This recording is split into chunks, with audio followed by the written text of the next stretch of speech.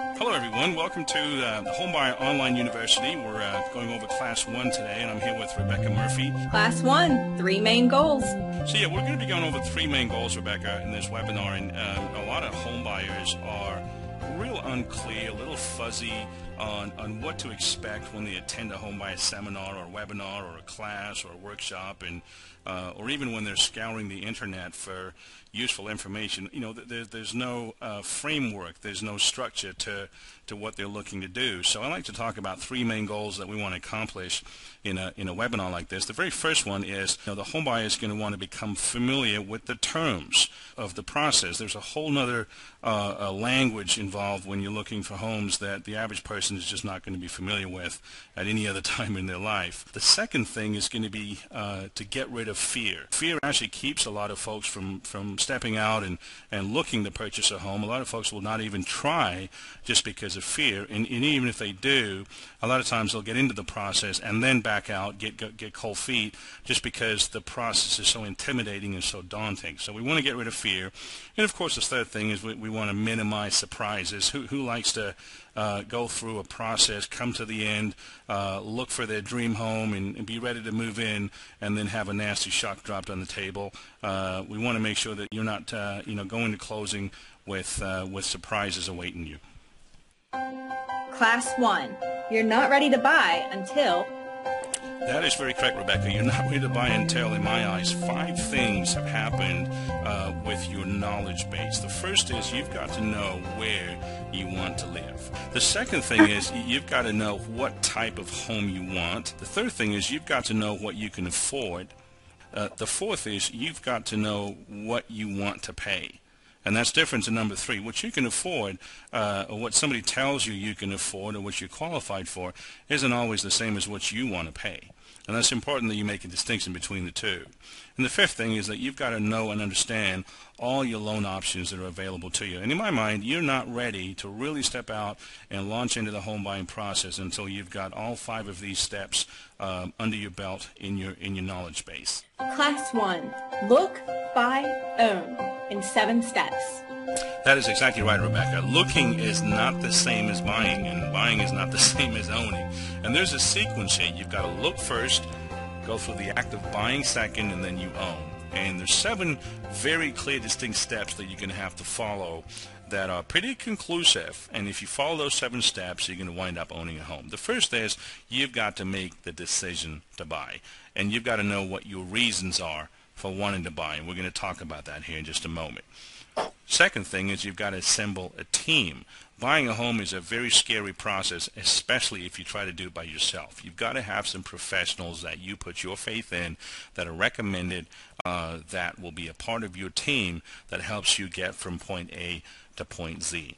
The third thing is you've got to get your home loan in place. That means that your financing has got to be intact before you ever get in the car to go look at a house. Your financing's got to be in place. Your home loan's got to be in place. Number 4 is that you've got to identify the homes that you like, which also means eliminating and ruling out the ones that you don't like. Number 5 is you've got to make offers on these homes, and of course we're going to be talking about what an offer is and what are some of the important things that go in an offer. Number 6 is you're going to do some due diligence, and that's doing some investigative work yourself, not just relying on third parties, but you yourself doing some things to investigate the home and make sure that there aren't any hidden issues. And of course, the most exciting thing is to close, celebrate, and enjoy the fact that you are now a homeowner. Class 1, Step 1, make the decision to buy. Make the decision to buy. I love that because none of this begins until you've persuaded yourself, Rebecca, inwardly that this is something you want to do. And you've got to know your reasons for wanting to buy a home. In my experience in doing this over the years, there are really 2 types of reasons. There's an emotional reason, and then of course there's a rational reason, and you really can't have one without the other. No one I know goes into a home and buys a home just because they feel like it. You've got to think it through, and then by the same token, I don't know a lot of people that buy it just because they crunch a bunch of numbers and think this is the right thing to do. There's got to be a mix of the 2. Charles, what's the difference between an emotional and a rational reason? Great question, Rebecca. An emotional reason basically is one that is not so calculated, I would say. Emotional reasons, when I think of that, Rebecca, I think of stuff like, kids playing outside and you feeling safe for them playing outside. You're familiar with the neighborhood. You're familiar with the kids that they're playing with. Thanksgiving dinners, we think about things like this. Christmas is around the tree, or decorating the place to make it look like something that's kind of a reflection of who you are, your taste. And these are the kinds of things that are not really rational. No one sits there and, figures that out on a laptop or a calculator. It's just what we want. It's a deep-seated emotional drive, if you would, that we have within ourselves, especially in this country, to own a home and call it your own. It's an achievement, and that's very different to talking about things like, equity build-up or messing around with a rent versus own calculator or talking to your tax guy about the tax benefits. In my mind, that's the rational side of buying a home. What is a rent versus own calculator? A rent versus own calculator, Rebecca, is basically a little calculator where you can punch in some figures and the system will tell you, the system will give you a set of numbers comparing what your total monthly or yearly outgo will be in renting versus buying a home. And here's an example. If you look on your screen, I'm going to go through this particular example right now. So on the website, we go ahead and click on rent versus own. Brings up a pretty straightforward looking calculator. You'll see here that you've got the current rent amount, purchase price, down payment amount, approximate interest rate. Let's go ahead and change that to maybe 5%. 30-year term, which is pretty common. How long you plan to stay in the home, so you can do a pretty good comparison. Click on the calculate button, and you'll see over here on the right that there's a significant savings by owning a home, approximately $30,000. As opposed to renting. Let's change the current rent amount, bump that up to $1,200 a month, and see how that changes things. As you can see, if I change that to $1,200 a month in rent, the savings by owning a home compared to renting a home over a 7-year period is almost $49,000. Pretty significant. Now I'm going to go ahead and change the tax rate here to 1.5 and click on the calculate button. Let's change the years in there. Say you're only going to be in the home for 5 years. Click again and see what happens here in terms of the total savings. Again, about $25,000 better off by owning a home compared to paying rent. And there's plenty of different scenarios and figures that you can put in here to help you come up with a rough idea of how much better off you are owning a home compared to renting. As you just saw in that video, Rebecca, the benefits of actually owning a home, especially over the long term, are pretty significant compared to choosing to rent, as you saw in that calculator. What kind of tax benefits are available for new homeowners?